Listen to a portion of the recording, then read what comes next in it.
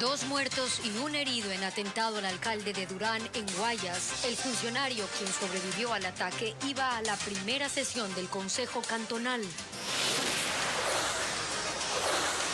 El exministro de Energía, Javier Vera, fue detenido en Guayaquil mientras acudía a una diligencia judicial en la Fiscalía. La Fiscalía pide 34 años de prisión para Germán Cáceres por el femicidio de su esposa, María Belén Bernal. Un tribunal de justicia dicta orden de prisión en contra del asambleísta de Pachacutic, Peter Calo, acusado de violación. Bienvenidos a Televistazo. Comenzamos con las noticias que han marcado la agenda informativa este lunes. ¿Qué tal, Gaby? Hola, Estefi, amigos, bienvenidos. Vamos a empezar con un atentado registrado en Durán, en Guayas. El ataque armado ocurrió contra el vehículo en el que se movilizaba el nuevo alcalde Luis Chonillo. Fernando Terranova con el reporte. El ataque armado ocurrió poco antes de las 11 de la mañana en el kilómetro 3,5 de la vía Durán-Tambo, puntualmente al frente de ese edificio ubicado en la Plaza Shiva, donde tenía previsto desarrollarse la primera sesión de Consejo Municipal de Durán. ¿Qué pasaba a esa hora? Simpatizantes del alcalde Luis Chonillo estaban esperando su llegada en la parte baja del edificio, cuando de pronto los sorprendió una ráfaga de disparos. Se vivieron momentos de terror, la gente corrió de un lado a otro buscando refugio, y luego la confirmación de esta escena que ustedes ven: un vehículo blanco de alta gama con varios impactos de bala que terminó estrellándose contra un camión producto de este ataque.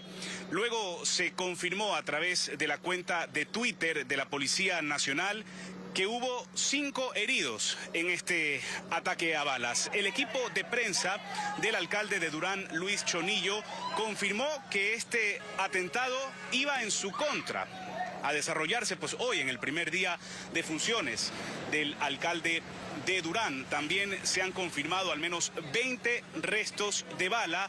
Sin embargo, no ha trascendido cuál es el estado de salud de esos 5 heridos que está reportando la policía. La escena permanece activa. Obviamente la sesión de Consejo Municipal se suspendió. Los concejales en un primer momento fueron evacuados a la terraza del edificio. Ahí permanecen al cierre de este informe. En nuestras próximas emisiones tendremos nuevos detalles de este ataque criminal en el Cantón Durán. Y aunque la policía aún no presenta un balance final de víctimas por este atentado, el equipo de comunicación del alcalde de Durán, Luis Chonillo, confirmó que murieron 2 personas y que el alcalde está ileso. Seguiremos actualizando esta información. Y esta mañana se instaló el juicio por el femicidio de María Belén Bernal. La Fiscalía pidió la máxima pena para el autor confeso Germán Cáceres y el teniente Alfonso Camacho. Fabiola Santana con el informe.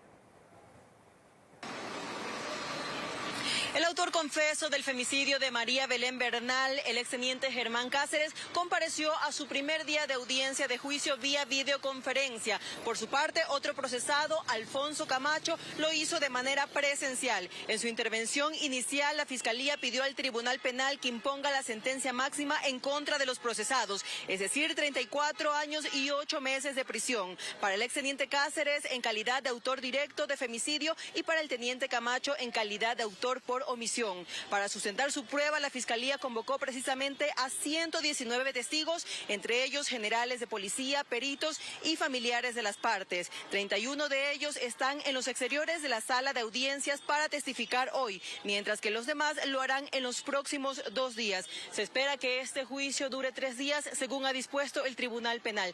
Recordemos que la desaparición y muerte de María Belén Bernal ocurrió el 11 de septiembre en la Escuela Superior de Policía, donde laboraba su esposo Germán Cáceres. Cáceres fue ubicado en Colombia 3 meses después y fue traído a Ecuador, donde confesó que estranguló a su esposa luego de una discusión y luego la enterró en el Cerro Casitagua, atrás de la Escuela Superior de la Policía. 8 meses después se va a conocer cuál será la sentencia contra Camacho y también contra Cáceres. Esta mañana en Guayaquil fue detenido Javier Vera, exministro de Energía y Minas. Según la Fiscalía, en las próximas horas le formulará cargos por presunto cohecho. La detención ocurrió en la Fiscalía Provincial del Guayas, cuando Javier Vera, exministro de Energía y Minas, iba a rendir versión por una investigación que lo acusa de vender cargos públicos. Así, la mañana de ese lunes, según la Fiscalía, con una orden de detención capturaron al exfuncionario para garantizar que comparezca en la audiencia por presunto cohecho, es decir, por sobornos. El sospechoso fue trasladado desde la Policía Judicial de Guayaquil hasta la Corte Nacional de Justicia en Quito. Según fuentes policiales, Vera tenía previsto viajar a España durante estos días y sus hijos salieron del país en la semana pasada. Su abogado rechazó las acusaciones. El señor exministro ha salido del país más de una vez desde que iniciaron estos procesos. Él no huye de la investigación, él no huye del proceso. Javier Vera estuvo a cargo del Ministerio de Energía y Minas entre abril y octubre del año pasado. En ese último mes, la policía allanó propiedades vinculadas al exfuncionario en Quito y San Borondón. Un tribunal de la Corte Nacional dictó prisión preventiva contra el asambleísta Peter Calo, acusado por violación. Se conoce que Calo se quitó el grillete electrónico que llevaba por orden judicial. El dispositivo fue hallado en el sector de la Argelia, en el sur de Quito, según fuentes policiales. El legislador había sido aprehendido en flagrancia el 26 de abril tras la denuncia de una joven que indicó que fue citada por el involucrado para hablar de la posibilidad de un puesto laboral y luego la violó. Y como Peter Calo, más de una decena de asambleístas enfrentan investigaciones en la Fiscalía por diferentes causas, sin contar con las derivadas de sus actuaciones políticas. Se analizan denuncias por violación, peculado y otros delitos. La Asamblea está cada día más desprestigiada y no solo por sus actuaciones políticas. Es que no son pocos los asambleístas que enfrentan investigaciones por posibles delitos. Ellos representan el 10% del legislativo, pero la ley no les impide seguir en funciones y por ello serán parte, por ejemplo, de la votación que definirá si se destituye o no al presidente Guillermo Lasso. El último de los casos es el de Peter Calo, que tras ser detenido en flagrancia y acusado de violación espera una audiencia cuya realización es incierta. A él se suma Mireya Pazmiño, quien enfrenta 2 investigaciones por fraude procesal y falsedad ideológica. Ella patrocina el juicio político al presidente Lasso y en ese marco salió a la luz un documento en el que ella resalta las bondades del contrato con el que ahora acusa al mandatario. Estos son solo 2 de los últimos casos en la Asamblea, en donde hay al menos otros 7 legisladores que arrastran investigaciones por peculado, tráfico de influencias, delincuencia organizada y concusión, delitos que habrían sido cometidos mientras eran alcaldes o prefectos. Caso adicional es el del ex prefecto de Chimborazo, Mariano Curicama, quien incluso ya fue sentenciado, aunque sigue actuando en el legislativo. El cobro de diezmos pone también en apuros a varios asambleístas. Su expresidenta Guadalupe Llori fue separada de ese cargo por esa causa y a la par enfrenta en la Fiscalía una investigación por tráfico de influencias. Por casos similares han sido apuntados Egner Recalde y Joel Abad. El problema se traslada a la justicia, que por años lleva adelante las investigaciones y muchas quedan sin conclusión. Hasta el momento, ninguno de los asambleístas investigados ha sido sancionado.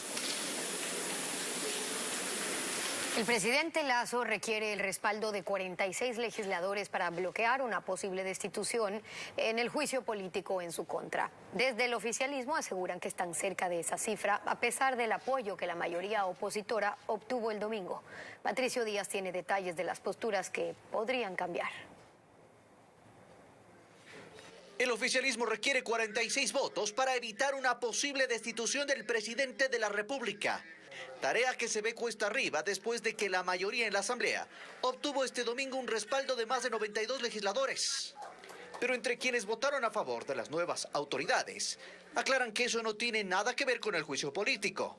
Por ejemplo, en Pachacuti, al menos 4 asambleístas que respaldaron a Saquicela se desmarcan de un compromiso que incluya destituir al presidente. No existe acuerdo político en esa mayoría de elegir al presidente de la Asamblea Nacional, de ir al juicio político en contra del presidente de la República. Ya se resolverá, pero no por la fuerza de los votos nada más, sino que se debe resolver de manera motivada. Y en Izquierda Democrática, de los que apoyaron a Saquicela, Ramiro Frías votó el martes pasado contra el juicio y Marcos Molina estuvo ausente en la votación. Otros también anticipan que esperarán escuchar al presidente. Yo no podría decir que hay los votos. Insisto una vez más, no creo que lo que pasó ayer refleje lo que va a pasar el día de la posible censura de destitución y esperaremos aquello. Así el oficialismo asegura que la votación sobre el juicio político no está definida ni tan inclinada como parece, que las conversaciones siguen y son individuales con cada legislador para conseguir el número mágico que impida una destitución. Nosotros estamos cerca de ese proceso y vamos a terminar de conversar y cerrar en función de, primero, aquellos que no dieron su voto dentro de los 88 y otros legisladores que nos han comunicado que quieren conversar. Y con este escenario faltan menos de 24 horas para la sesión del juicio político. Los preparativos se aceleran entre las delegaciones de la Presidencia y la Asamblea en temas de seguridad y sobre las instalaciones, mientras la búsqueda de votos de un lado y del otro continúa. ¿Y cómo será la sesión de juicio político contra el presidente este martes? Iniciará a las 10 de la mañana. Los interpelantes podrán intervenir hasta 2 horas sobre la base de las pruebas que hayan presentado. Por su parte, el presidente de la República tendrá luego 3 horas para su defensa y posteriormente vendrán las réplicas.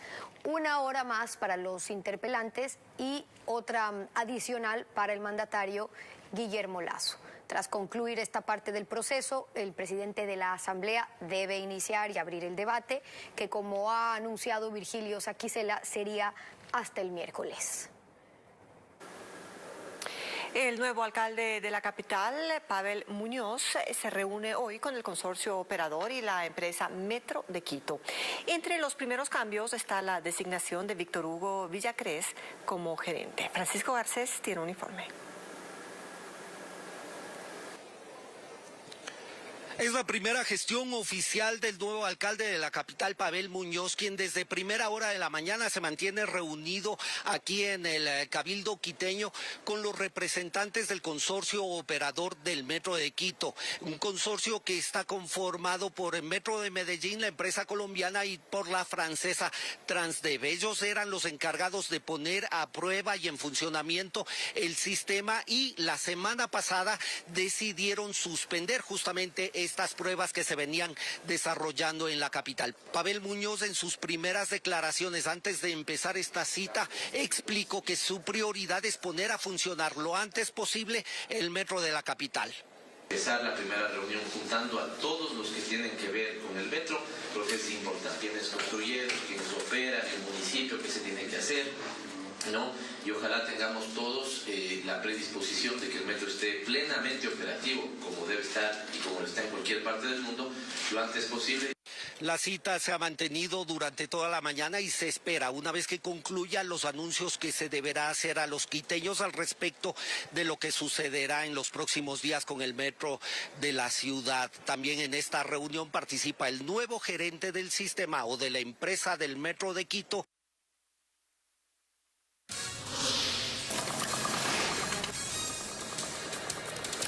Vamos a la pausa y al regresar, decenas de niños del cantón Daule en Guayas reemplazan las aulas por los sembríos de arroz para ayudar a sus padres.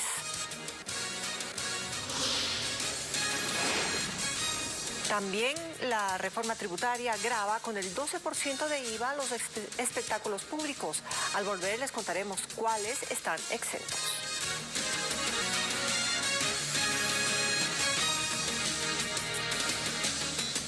Alumnos del cantón Daule en Guayas reemplazan las aulas por la agricultura, y esto debido a que sus planteles están inhabilitados. Las lluvias han afectado 96 unidades educativas en la región costa, donde estudian 36.000 menores de edad. Melín Ochoa con el informe. Son las 7 de la mañana de este lunes y Mario Peñafiel, de 13 años, siembra arroz en el cantón Daule, provincia del Guayas. A esa hora, él debería estar en clases, pero ayuda a su padre en la agricultura. Pese a que el año electivo inició el pasado 24 de abril, no ha ido a su escuela porque dice que está inundada. Un poco más adelante está José, de 8 años. Todas las mañanas va al campo junto a otros niños. Como 5 menores, porque ellos le ayudan por el momento que están desocupados.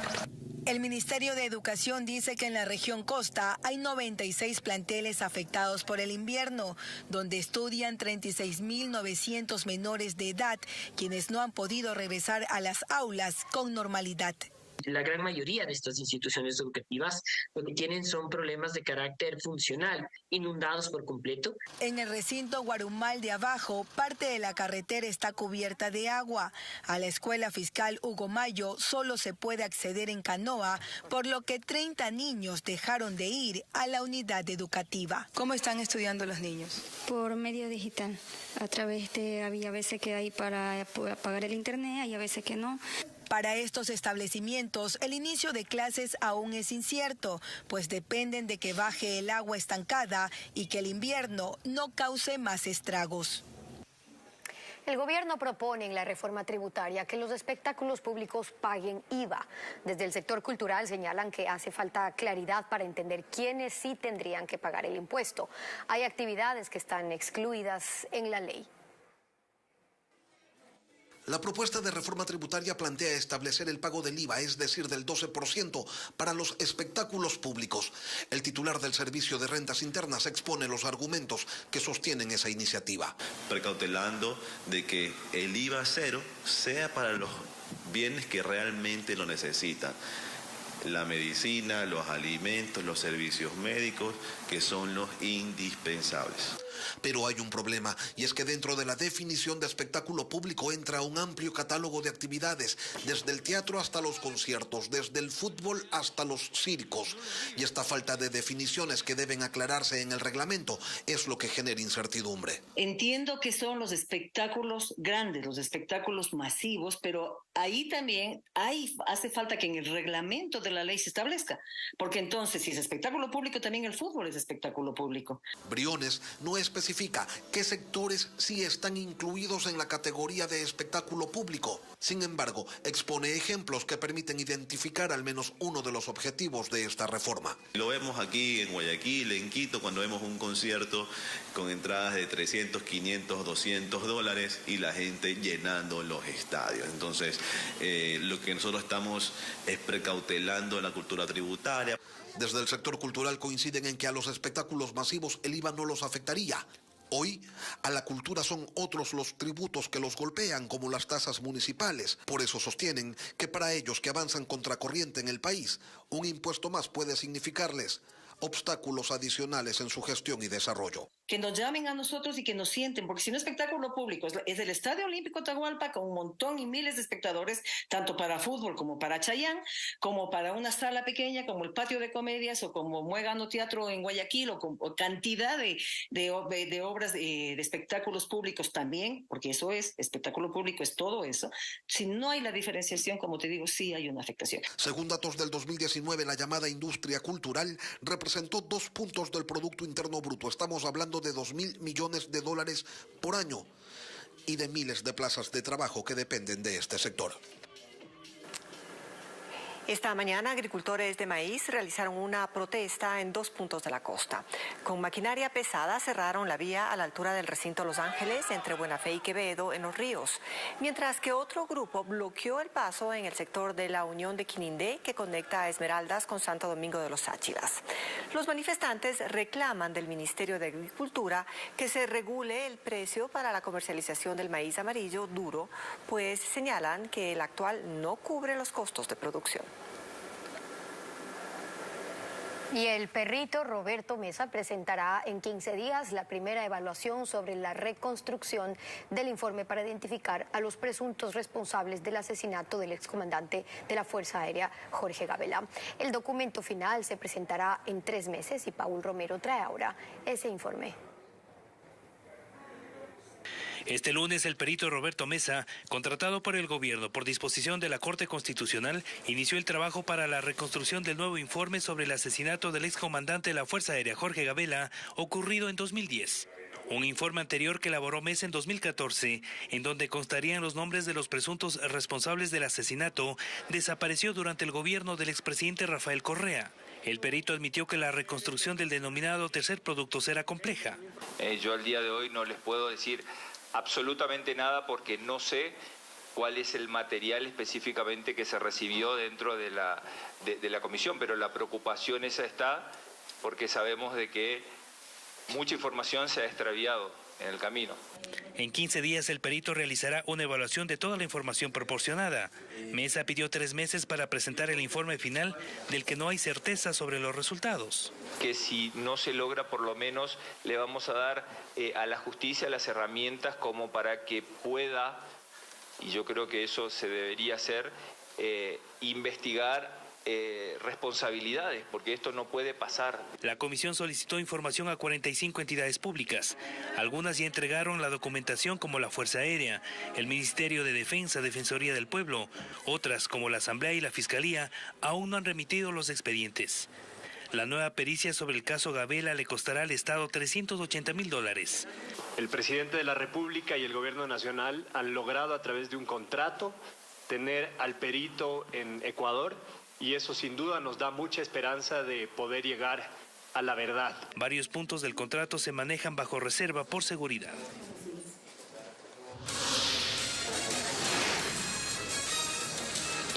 Más adelante, aquí en Televistazo, los hospitales colapsan en Perú debido al aumento de casos de dengue. Hay 77.000 contagios desde enero.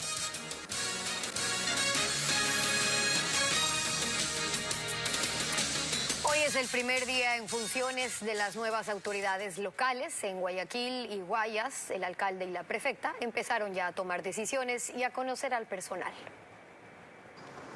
Aún no amanecía y ya una formación de agentes municipales avisaba que algo distinto iba a pasar.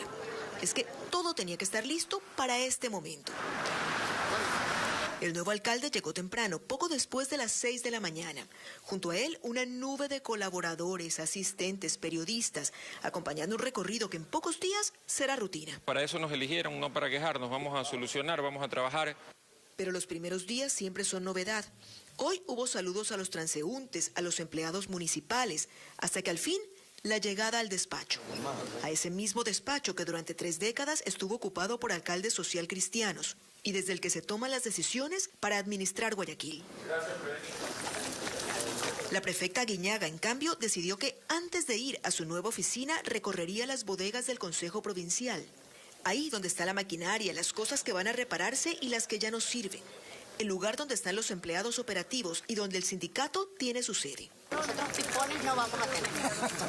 Aquí la gente, todo el mundo va a trabajar. Usted se va a dar cuenta que el personal que está aquí es personal que sí trabaja, que sí labora. No hay pipones como... La conversación con los empleados fue informal, el recorrido por las bodegas rápido. Es apenas el primer día de los próximos 4 años, antes de que realmente comience la nueva gestión.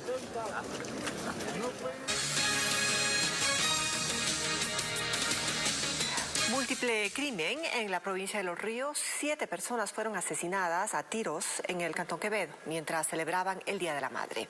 Odette Camacho nos informa. El sonido de las balas despertó a los habitantes del sector Promejoras en la parroquia San Camilo, al sureste de Quevedo, en la provincia de Los Ríos. Según testigos, casi a la medianoche, 4 criminales llegaron a bordo de un carro y se detuvieron frente a una casa. 3 se bajaron con fusiles y abrieron fuego contra un grupo de personas que estaban reunidos afuera en una mesa. Luego, los asesinos huyeron en el vehículo. En total, 4 hombres y 3 mujeres murieron producto del ataque. Según la policía, no tenían antecedentes penales, mientras que otros 4 heridos permanecen en el Hospital Sagrado Corazón de Jesús. Rosa Delgado, madre de 3 de las víctimas, asegura que antes de la balacera, una pareja que no conocían se acercó a su vivienda y que al parecer eran el blanco de los sicarios. Sí, huyendo, y de ahí mataron a mi yerno, a mi hijo, a la otra hija. En el sitio, los agentes recogieron 39 restos de bala. Además, dentro de la casa también hallaron un arma de fuego. Y decenas de familias recorrieron el Chaquiñán en Cumbayá con el fin de recoger fondos para las familias de niños con autismo. Estos recursos servirán para los tratamientos que deben afrontar. Carlos Luis Carrillo cuenta más sobre la actividad. Educar y concienciar a través del deporte es lo que hicieron este fin de semana cientos de padres de familia con niños que padecen autismo en una caminata de 5 kilómetros a través del Chaquiñán. Esto fue realizado por la Fundación Camina Conmigo, que busca recaudar fondos para ayudar a niños de familias de escasos recursos económicos. Y hoy por hoy nos encargamos de familias sin recursos para darles oportunidades de vida a sus hijos con terapias constantes en su casa y en diferentes centros de desarrollo. Los pequeños caminaron junto a sus padres y cuidadores, demostrando que su condición no es un problema. Y lo que se busca es un espacio para que estas personas puedan desarrollarse de una mejor manera en la sociedad. Empecemos a conocer más a unas personas con autismo para poder entenderles, que es lo principal, entenderles para poder seguir con ellos. Ana María y Francisco hicieron el recorrido. Ellos esperan que con estos espacios hacer entender a la sociedad que las personas con autismo merecen respeto y condiciones de vida más dignas. Nuestros niños son niños regulares, son niños totalmente normales con su condición, pero que necesitan toda la tolerancia, todo el amor y todo el respeto de parte de la sociedad.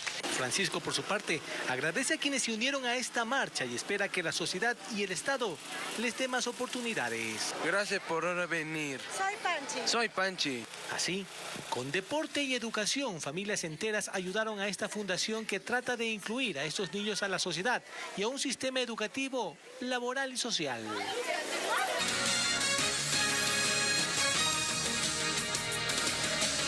La Comisión de Soberanía aprobó el proyecto de ley de interceptación de aeronaves irregulares y defensa del espacio aéreo nacional. En el cuerpo legal se regula su derribo. Paul Romero con el informe. El debate del proyecto de ley de interceptación de aeronaves irregulares tardó cerca de 2 años en la Comisión de Soberanía de la Asamblea Nacional. En el proyecto se define como aeronaves hostiles a las que la Fuerza Aérea Ecuatoriana podrían interceptar y eventualmente derribarlas, previo un protocolo y orden de aterrizaje.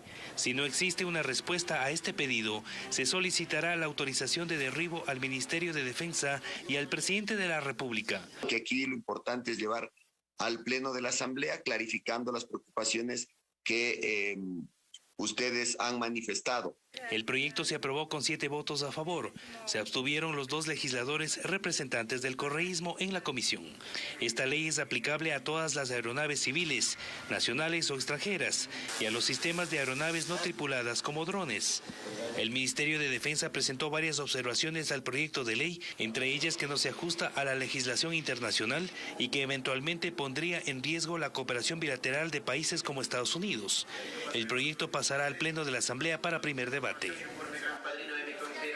23 mujeres de la parroquia rural San Juan, ubicada en las faldas del volcán Chimborazo, producen yogur de mashua, un tubérculo con alto valor nutricional.